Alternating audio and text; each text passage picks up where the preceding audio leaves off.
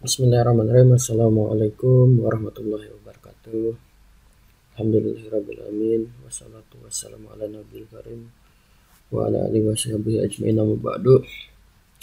Peserta didik kelas 12 multimedia yang Bapak banggakan, selamat pagi.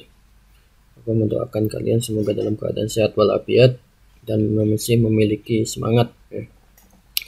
Kita melanjutkan kembali pembahasan dalam mata pelajaran desain media interaktif ya. Kali ini kita akan memasuki materi tentang prinsip-prinsip desain user interface. Kita tahu bahwasanya dalam desain multimedia interaktif itu ya ada kontrol yang diberikan oleh pengguna atau user kepada aplikasi yang sedang dia gunakan. Oleh karenanya di sini membutuhkan prinsip-prinsip supaya kita mengetahui bagaimana antar muka atau interface yang baik itu seperti apa, karena aplikasi yang baik tentunya dia bisa memberikan pelayanan informasi terbaik kepada penggunanya. Kita langsung saja ya ke materi. Silakan kalian perhatikan dengan baik-baik ya. Kita akan jelaskan secara singkat. Untuk manfaat multimedia kita sudah melewati ya tujuannya. Nah, kita masuk ke prinsip desain interface yang pertama, yaitu adalah user compatibility. Sini disebutkan bahwa sebuah software seolah-olah mengenal usernya, mengenal karakteristik usernya dari sifat sampai kebiasaan manusia secara umum. Apa yang dimaksud dengan user compatibility? Artinya ya, seorang desainer atau engineer dari sebuah aplikasi, dia mencoba untuk memahami calon pengguna dari aplikasi tersebut, sehingga aplikasi yang nanti dibuat memiliki antarmuka yang user friendly. Artinya si pengguna itu nanti akan nyaman ya. Percuma kalau misalkan softwarenya bagus, aplikasinya bagus, tapi penggunanya kesulitan untuk melakukan ya, kesulitan untuk mengaplikasikan software tersebut. Oleh karenanya prinsip yang pertama yaitu user compatibility. Artinya pengguna bisa menggunakannya dengan baik. Oke. Nah, ini ada salah satu contoh, tapi di sini gambarnya kurang bagus ya. Ini adalah aplikasi Photoscape ya.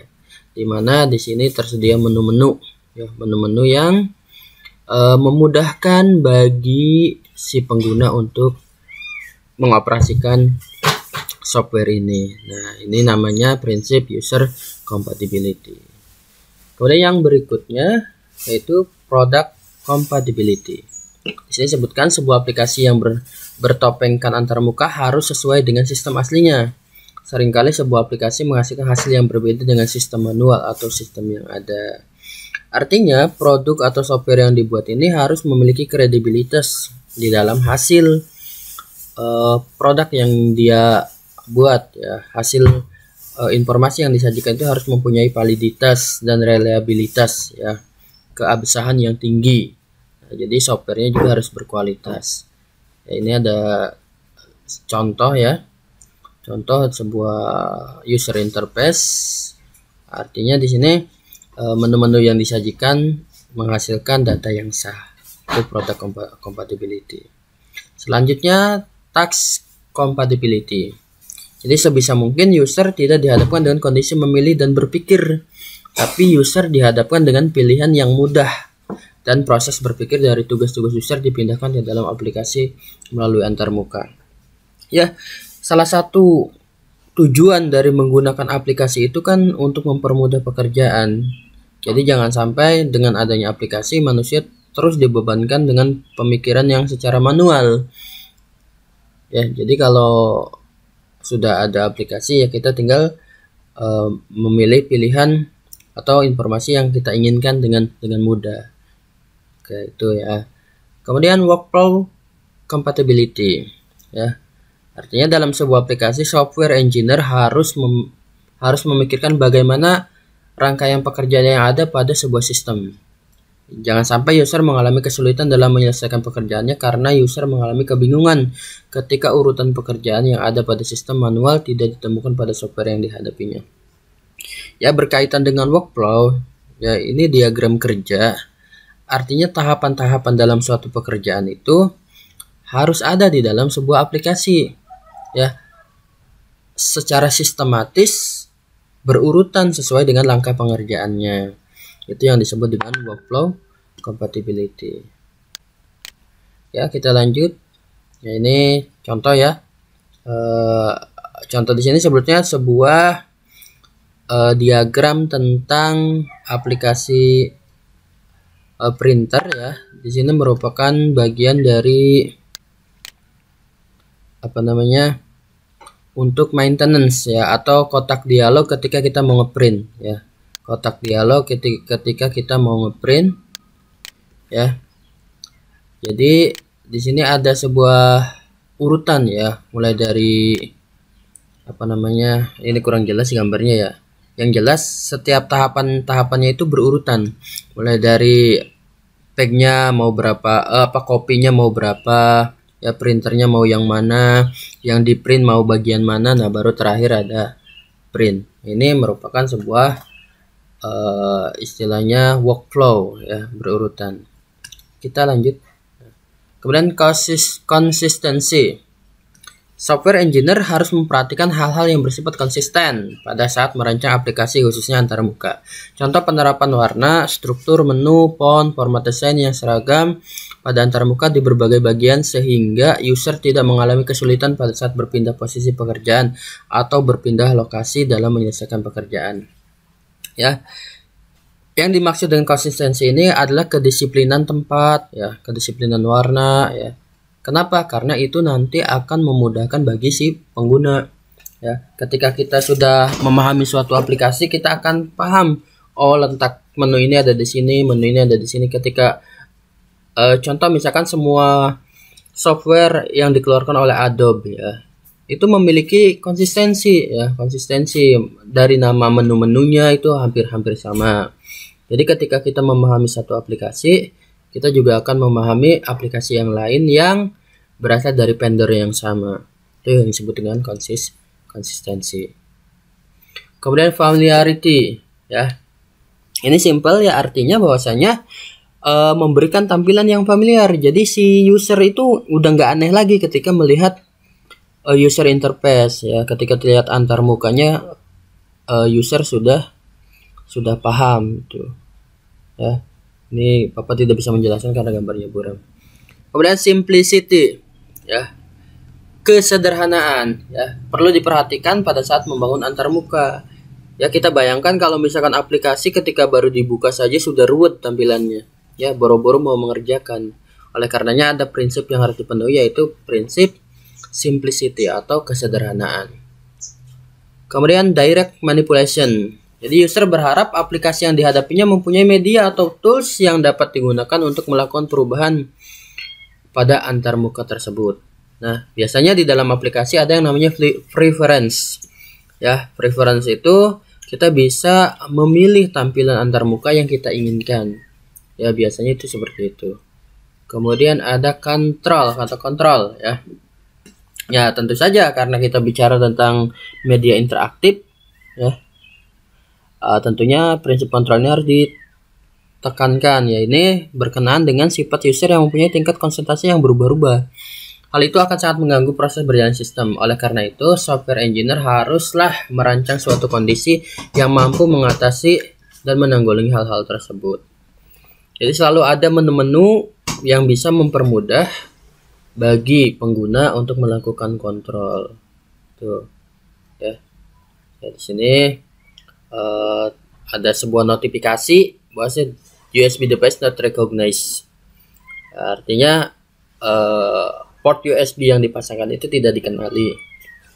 Nah, di sini ada prinsip kontrol di mana ketika ingin memperbaiki permasalahan ini ya, si sistem ya kita tinggal bisa klik di sini, nanti akan terbuka jendela baru untuk mengatasi masalah tersebut.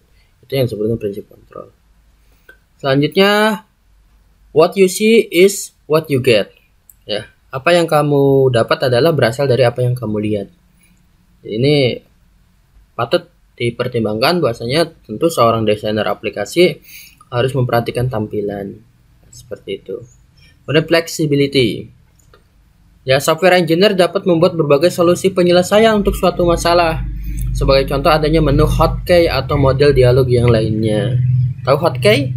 Ya, hotkey itu tombol kombinasi yang mempermudah suatu pengerjaan. Contoh misalkan kalian kalau mau ngeprint ya, kalian tekan Ctrl sama P. Ya, kalau mau nyimpan tekan Ctrl sama S.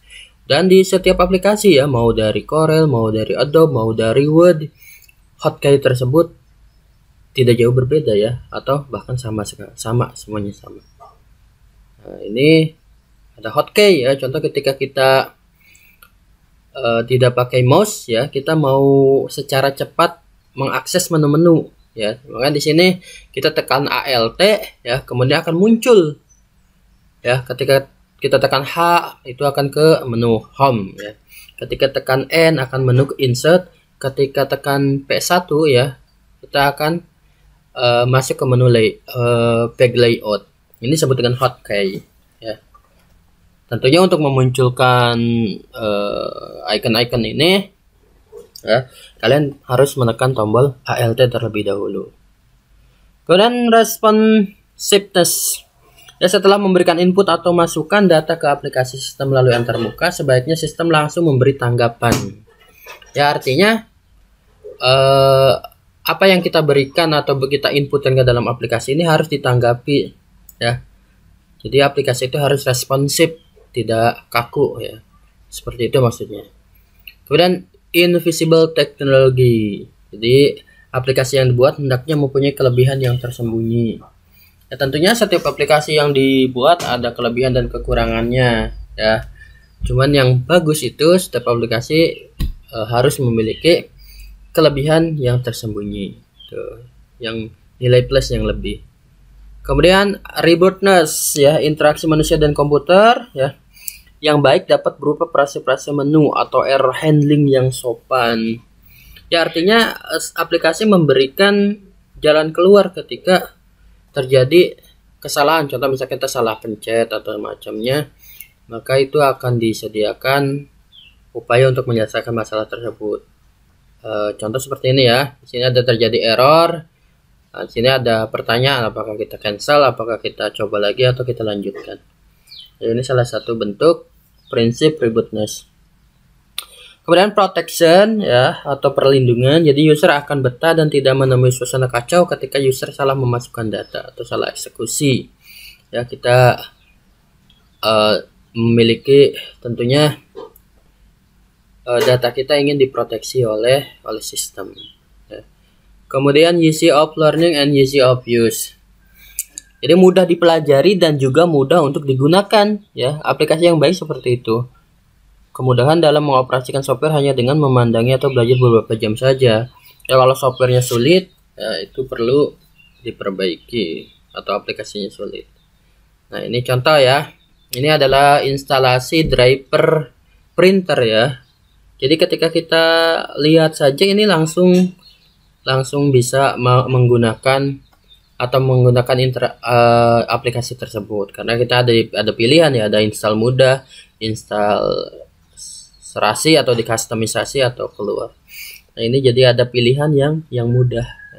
Itu prinsip easy of use ya, mudah digunakan. Oke, ya itu untuk materi kali ini. Untuk tugasnya kalian silakan rangkum dari materi yang Bapak jelaskan. Untuk pengembangannya silakan kalian browsing ya, banyak sekali di internet tentang materi ini. Jadi dalam masa pandemi seperti ini kalian yang dituntut harus lebih aktif ya. Ini seperti yang diinginkan dari model pembelajaran konstruktivisme ya. Kalian mengkonstruksi pengetahuan kalian sendiri. Jadi kalian yang harus benar-benar terpacu, termotivasi untuk mendapatkan ilmu pengetahuan. Ya, hanya saja memang kita terbatas di dalam praktek karena Bapak masih belum menemukan cara untuk membuat media interaktif ya menggunakan Android ya, masih terbatas di dalam komputer dan Bapak masih mencarinya. Oke, itu yang bisa Bapak sampaikan pada pertemuan kali ini. Bapak berharap kalian bisa memahaminya dan bisa melengkapi tugas-tugas yang Bapak berikan. Kurang lebihnya mohon maaf. Bila taufiq wal hidayah. Wassalamualaikum warahmatullahi wabarakatuh.